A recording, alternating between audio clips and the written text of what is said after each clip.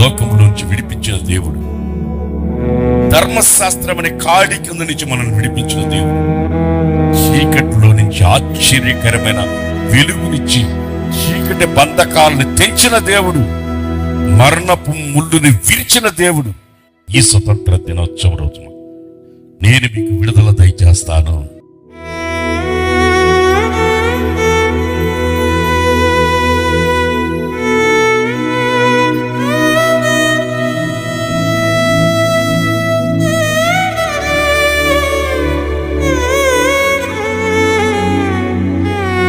శిక్ష నుండి మనకు రావాల్సిన శిక్ష, లోకము నుండి, ధర్మశాస్త్రము నుండి, చీకటి నుండి, మరణము నుండి, ఈ బంధకాలన్నిటి నుండి విడిపించడానికే ఆ పరిశుద్ధాత్మ దేవుడు మన మధ్యలో దిగి వచ్చి అన్నాడు.